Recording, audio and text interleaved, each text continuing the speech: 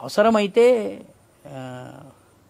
నా పిల్లవాడికి నేను పాలు పట్టడానికి ఏదైతే ఓవల్టీనో బ్రూవో ఏదైతే ఉందో అది ఆపుతాను, ఆ డబ్బుని నేను ఆర్మీకి అవసరమైతే డొనేట్ చేస్తానన్నటువంటి మానసికత మనకు వస్తుందా? అప్పుడు ఈ దేశాన్ని ఎవడు కొట్టలేడండి. అది మనము ఎట్లా సాధిస్తాము? వ్యక్తిలో దేశభక్తి నిండడము, కంట్రీ ఫస్ట్ అన్నటువంటి ఆలోచన వాళ్ళు తీసుకుని రాగలిగితే. మీకు రెండవ ప్రపంచ యుద్ధంలోని ఒక్క ఉదాహరణ చెప్పి నేను ముగిస్తాను. రెండవ ప్రపంచ యుద్ధంలో ఒక ఆవిడకి వీధులు ఉడిచే బాధ్యత ఇచ్చారు. సైనిక స్థావరం దగ్గర ఆమె వీధులు ఉడుస్తుంది.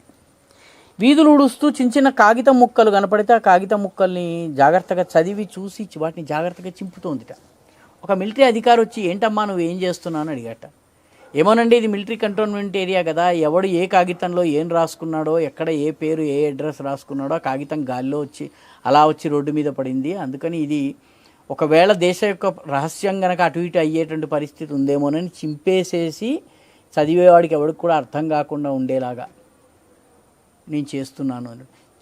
ఊడ్చే వ్యక్తికి, వీధులు ఊడ్చే వ్యక్తిలో ఆ స్థాయి దేశభక్తి అవగాహన ఉందనుకోండి, ఆ దేశాన్ని ఎవడు కొట్టలేడండి.